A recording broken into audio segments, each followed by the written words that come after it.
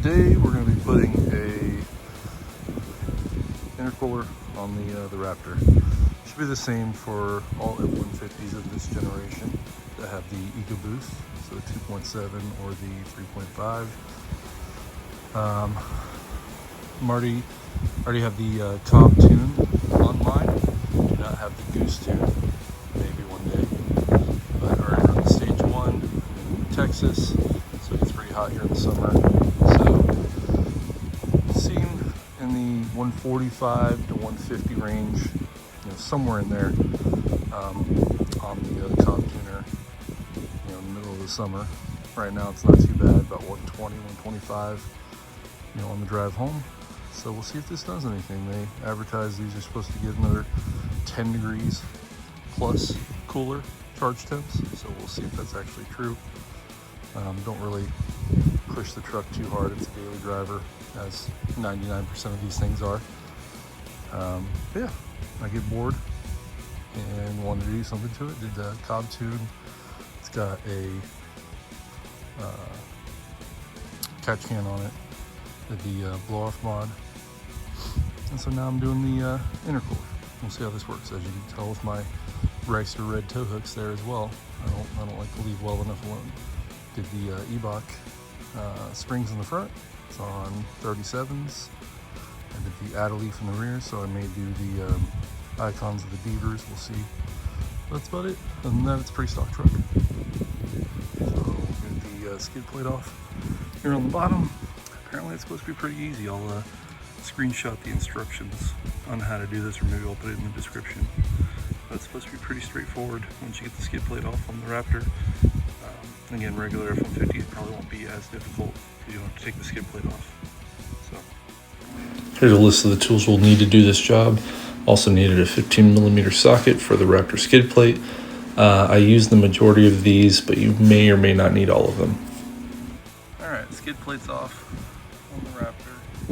If you don't have a Raptor or a regular F150, it'll be different. There's 6 bolts that hold that on, so you got 2 15s in the back and 4 13s on the front. And just below each one of the tow hooks, there's 2 each. And again, 2 in the back. There's also a support bar, again, on the Raptors here. That's something that goes on top of this piece, but in between, there's another skid plate underneath there. And that goes in between those two. And actually, it's kind of dumb-proof a little bit. It says bottom on part of it there, so you almost can't mess it up completely. So I've got that off. I'll get a look underneath here and see what we're working with. So you got the fans, which should be pretty easy. You have the support brace for the intercooler itself. There's the intercooler, so you can see it there's got the plastic end tanks and the middle center there. So we'll get this support brace off. You got your tubes, both your which I've done the cap delete there again if the red hooks didn't give it away. A little bit of a Ricer, I don't care. I think it's fun. The boost side, so this is the hot side. Well, I guess it's all Ecoboost, but these are out of the turbos, and this goes into the throttle body over here, and your diverter valve, your blow-off valve, or whatever you want to call it. So again, we'll get this brace off, get that out, get those, probably unhook these first. Looks like you got a little worm gear. This is already off, so don't need to worry about that. And get those guys off, 1, 2 over there. So should be pretty straightforward. You got a couple electrical connectors. Again, I'll screenshot, or I'll post the what the instructions look like so y'all can see that. So the wind noise is a little loud on this section of the video, so what I'm showing you here is the elbow coming off of the throttle body side of the intercooler. It's got that metal clip in there that you just pry up with a flathead screwdriver or pry tool, and that allows it to release off of the intercooler itself. You also have the clamps, the hose clamps. Those are 7mm or flathead. It's going to be a matter of what you can get in that small space there. So pick your poison, whichever one you want to do there for the 7mm or the flathead.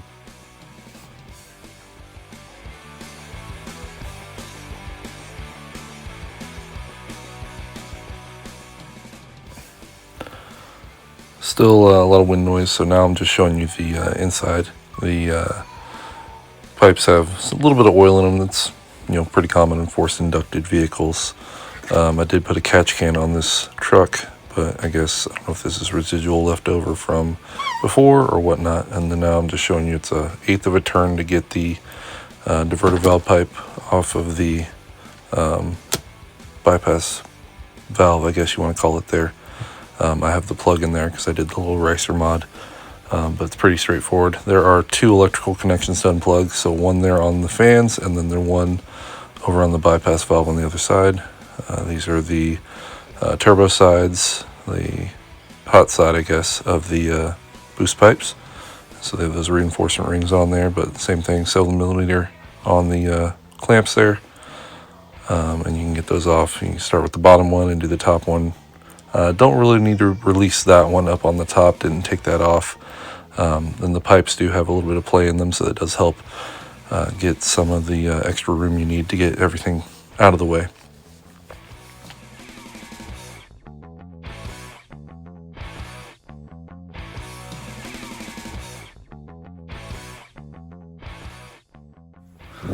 So I skipped a step or bounced around, or whatever you want to call it. But I took the intercooler support brace off these 2 1 bolts, and I used the jack stand to hold it in place. I still have the cold sides off still, and some juice in there, but I'm going to take the hot side off. You get a little bit more access to the fans and the fan shroud to get it off. So you get the one plug, the fan shroud, which I have undone there, and I don't know if you can see it, but there's a harness for the blow-off valve. I think that's it. Make sure you unplug that too. There is one little bolt. Let's see. Blow-off valve or diverter valve, if I can see it. It's up there somewhere. On top of the cold side. It's right there. There's a bolt that holds it on. It's a 1/4 turn to take it off. So make sure you do that 1/4 turn to take it off. So that's what we're going to do now. Hot side, both of the plugs for wiring harness. I think the wires for the blow-off valve are kind of attached to the intercooler, so just be aware of that when you're taking it down. Have a pry tool or a flathead, something you can get those off with as you pull it down. But yeah, having a jack stand or a jack in place helps a lot. Factory one is not that heavy because it's plastic and light, but the aftermarket one is significantly heavier, it feels like, so that'll be a little bit more of a struggle to get up and on. So that's what I'll work on now. Alright, so that was way more involved than it needed to be, but the fan shroud's off, intercooler's off. I just undid this 7mm right here, or excuse me, take that back, 8mm screw right there. And remember, this doesn't pull straight off, so you have to twist it. Once you got that off, about a 1/4 turn it looks like, a little bit more than a 1/4 turn, and it comes off. You can see the screw right there. So this is your diverter valve, blow-off valve, whatever you want to call it. That's what that does. So decent amount, a little bit of oil inside of there, but this should make a significant difference. These were harder than they should have been too. So these screws were not in the most opportune place, so think about it that way. That's the top of the intercooler. I couldn't get to that guy. I could at least get to the bottom one, and it's very tight quarters in there, so I used a very small 1/4" ratchet with a 7mm, which is what size those are. And you're going to be doing a click at a time for at least a little bit until you can get enough room. The fan shroud's kind of in the way too. 2 things to note on these guys. So this one is the harness for the diverter valve, so that plugs in there, that guy. And so you have 2 clips, if you can see them. There's one there, and there's another one up there, and those are connected to the top of the intercooler. So those are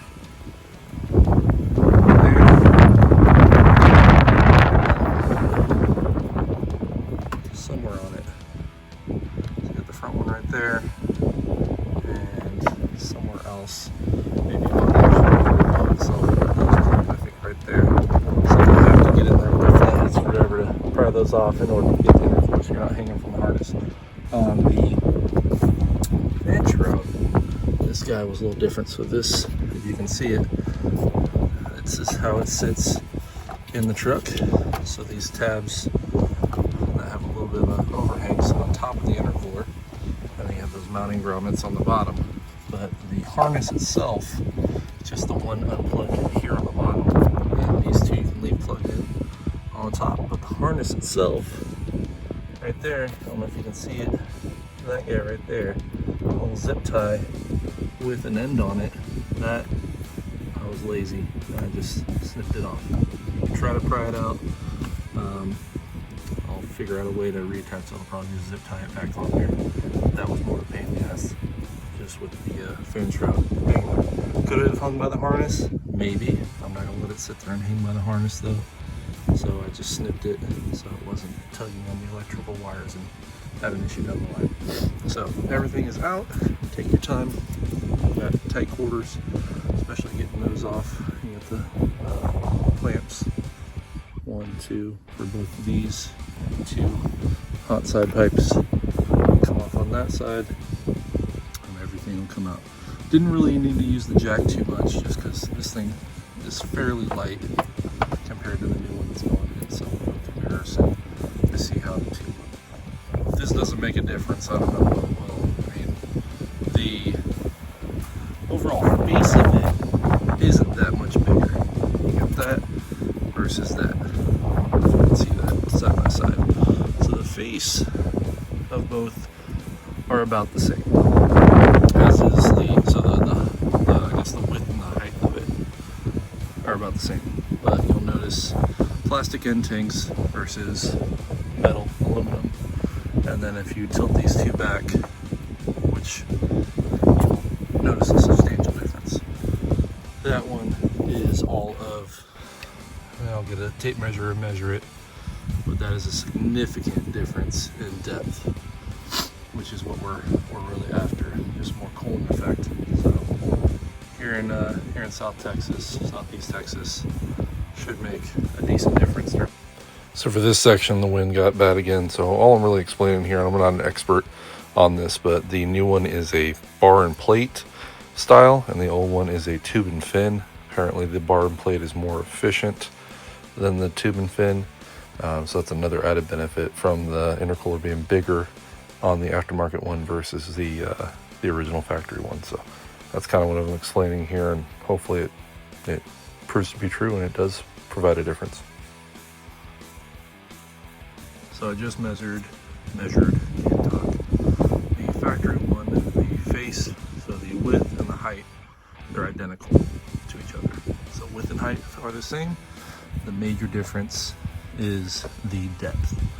So the factory one is 3 inches, this one is 4.75, so almost 2 inches more depth on the intercooler. Which doesn't seem like a lot, but apparently helps. So that's what we're doing today. So I got windy again here, but all I'm explaining is the little bolt that holds the diverter valve, blow-off valve, whatever you want to call it, onto the intercooler. It was a little too long to thread all the way in, so it was the valve itself was a little loose. So I just ended up putting a little plastic washer in the middle there to take up that slack and make sure it was tight and not rattle around, and it's on there. So something to keep in mind. This is a knockoff intercooler. I'm not trying to hide that. I didn't buy one of the expensive ones. This is one of the ones that you buy, and it's basically a replica or a copy of one of the higher end brands.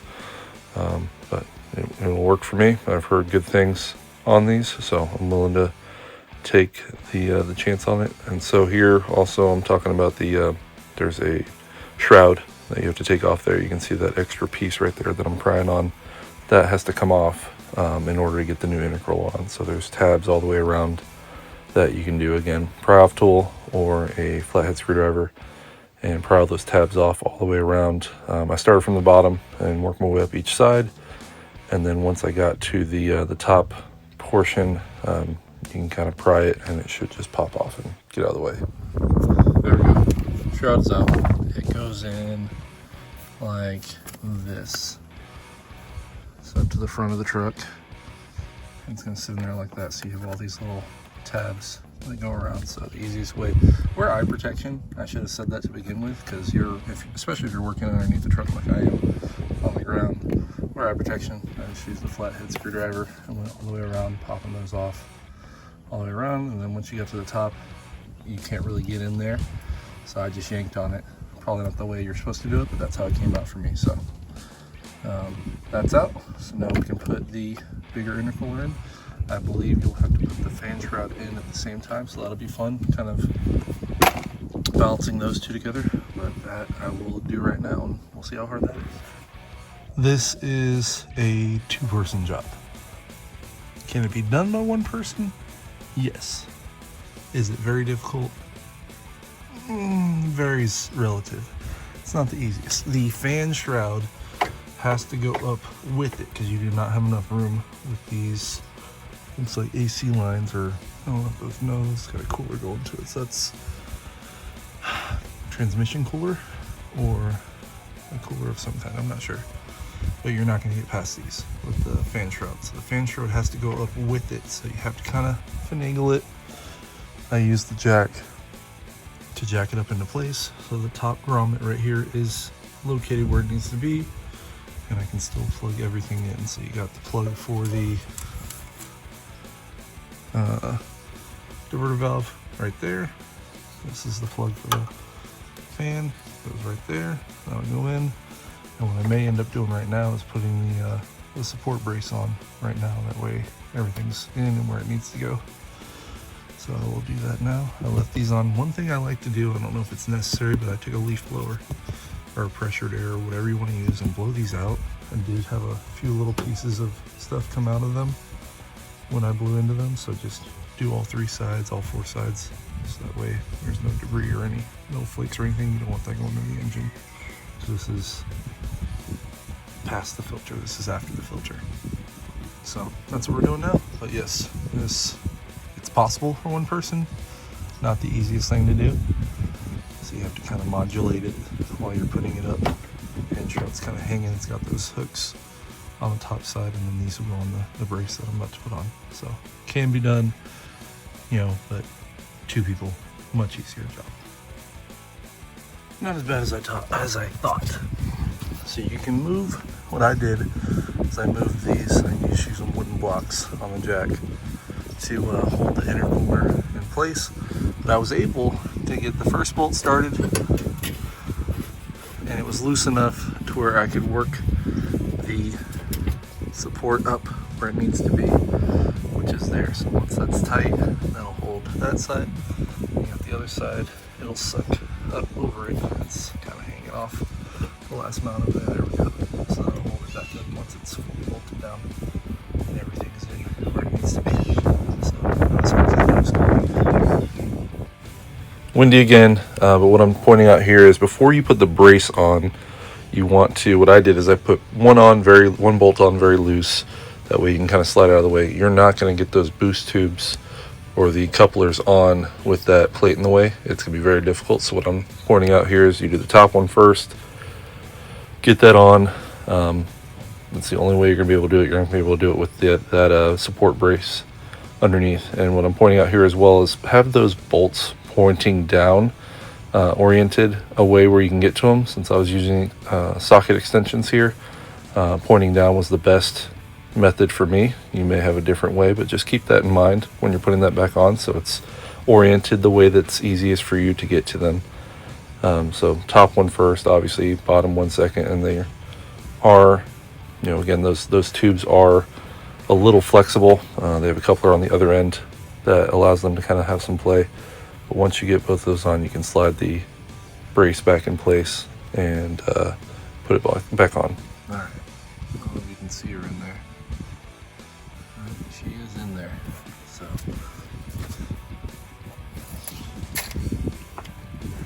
intercooler's on, fan shroud is in, everything's plugged back in, that one's plugged back in. You can't see it, but the mid to atmosphere plug is plugged back in over here. Yeah, you can't see that, but make sure you get that plug and this plug for the fan. Got these tightened down. Make sure your boost hot side and cold side. This was what took the longest, is making sure that the securing ring, this little silver ring, is in the groove. Really have to kind of push on this pretty hard and get it aligned right. Also got this one tightened. Make sure if you loosen the top one's tighten back up too. So both of those are tightened up. But yeah, this was the hardest part, was getting that little silver ring in the groove on the new intercooler. It didn't quite want to go, so I had to push on it pretty hard. But the mount's back on, intercooler and fan are mounted, so all I gotta do left is put the skid plate back on the bottom here. But we are done. That's it. All done. Skid plate's back on. Can't really see them. Oh, you can kind of see them there.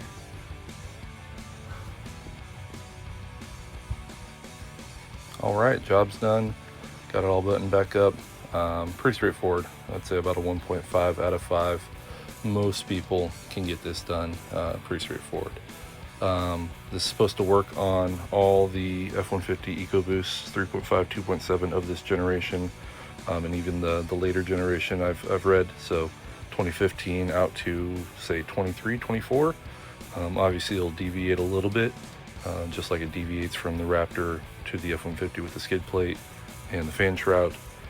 But yeah, hopefully this helps somebody out. Let me know if I can do anything else on the Raptor or an F-150, or y'all have any questions that I can help with. Thanks for watching. Stay tuned for the next one.